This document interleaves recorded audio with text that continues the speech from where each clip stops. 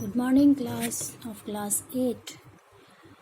From last class, we're discussing the chapter Reproduction in Animals, and today we discuss the topic Metamorphosis in Animal. Means animal में changes कैसे होता है बचपन से लेकर के बड़े होने तक का process that we call metamorphosis.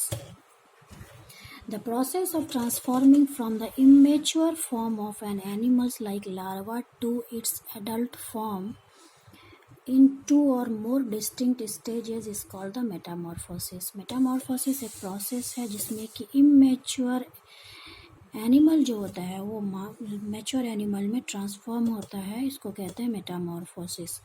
Means larva to the adult form. In most simple words, the change of larva to an adult animal is called the metamorphosis. Metamorphosis occur in the amphibian like frog, insect like silk moth and butterfly, housefly and mosquito. Metamorphosis in frog देखते हैं कि frog metamorphosis कैसे होता है. The hatching of fertilized egg of frog produce a very immature young one called tadpole, which is larva. मतलब frog में जो पहला फेज होता है डेवलपमेंट का that we call tadpole. The tadpole larva of frog develops gradually the undergo many drastic changes in appearing before it forms an adult frog. The tadpole looks very different from the adult frog. ये tadpole है और ये frog है. अब ये देख के लग रहा है कि ये फ्रॉग है? नहीं, क्योंकि ये बहुत डिफरेंट है अपने एडल्ट फेज से.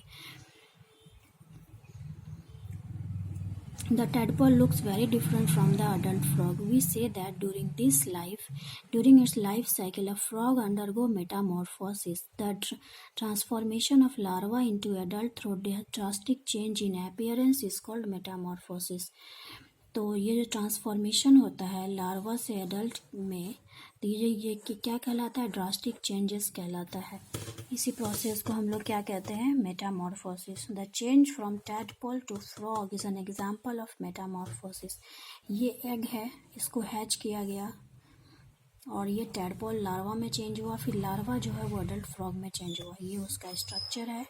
ये एग है, इसको हैचिंग प्रोवाइड किया गया. Hatching means temperature with proper environment. Hatching provide किया गया. ये टैडपोल में चेंज हुआ और टैडपोल फिर किस में चेंज हुआ? फ्रॉग में. We can see from the figure when a tadpole and the adult frog looks very different from each other. तब ये दोनों को देख के देखो, ये दूसरे से बहुत डिफरेंट है ना, दिखता है ना. The body features which are present in the adult frog are not present in its immature form called tadpole. क्या इस फेज में इसका पैर और हाथ वगैरह दिख रहा है? आँख दिख रहा है? नहीं दिख रहा है. तो ये दोनों का बॉडी फीचर जो होता है एक दूसरे के डेवलपमेंट से बहुत अलग होता है.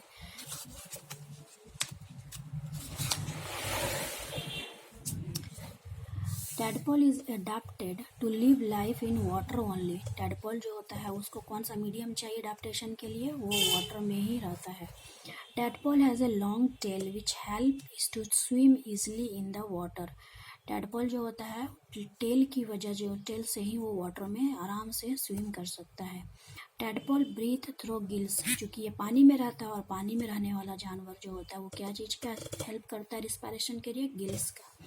It eats only tiny water plants and small aquatic animals. Tadpole जो होता है बेचारा वो तो बच्चा होता है, तो वो जानवर कहाँ से खाएगा?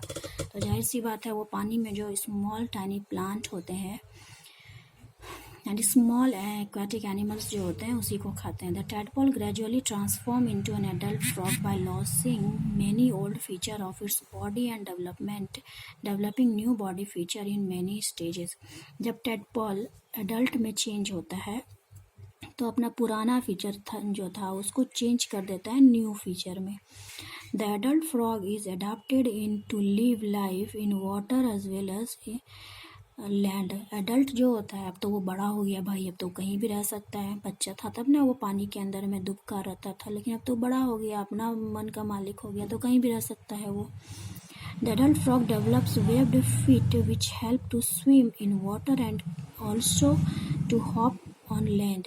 एडल्ट फ्रॉग में जो होता है उसके फीट में जो होता है वो जाली नुमा होता है जो कि उसको पानी में तैरने में हेल्प करता है और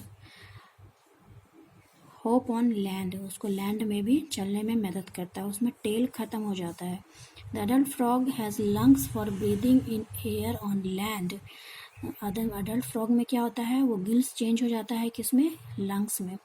the adult frog can also breathe through its thin moist skin. Adult frog जो होता है वो अपना मॉइस्ट स्किन, जो उसका ऊपर का जो ग्रीन वाला कवर होता है ऊपर से, वो काफ़ी नमी नुमा होता है, मॉइस्ट होता है, जिसकी वजह से वो रिस्पायरेशन करता है। The frog has a long and forked tongue which can be picked out to catch insect as food. Frog का जो होता है लंबा और फोल्डेड टंग्स होता है, मतलब जीभ होता है, जिसकी वजह से तुरंत वो अपना जीभ बढ़ा करके इंसेक्ट को अपने मुंह में खींच लेता है। The frog has a long and forked tongue. Fork चम्मच, फोक का जो चम्मच होता है ना, एकदम कैचिंग टाइप से, तुरंत ऐसे आगे बढ़ाता है, तुरंत खींच लेता है। See above in the eyes in frog move to the top of the head so that the frog can see above the water surface. Frog का जो आँख होता है उसके फेस के ऊपर में होता है। यहाँ फ्रॉग का जो आँख है ये देखो यहाँ ऊपर में होता है, जिसकी वजह से वो वाटर सरफेस से ऊपर का एरिया भी देख सकता है। In this way, by shedding old body feature and developing new body feature, a tadpole changes into frog. ये एक प्रोसेस है जिसमें कि ओल्ड बॉडी फीचर से न्यू बॉडी फीचर में चेंज हो जाता है, मीन्स टैडपोल टू फ्रॉग में चेंज हो जाता है। This change is called Metamorphosis. ये जो चेंजिंग हुआ है इसको कहते हैं Metamorphosis. Metamorphosis changes the aquatic tadpole into amphibian frog. Metamorphosis जो होता है वो एक्वाटिक टैडपोल को चेंज करता है एम्फीबियन फ्रॉग में, जो कि वाटर में भी रह सकता है और लैंड में भी रह सकता है।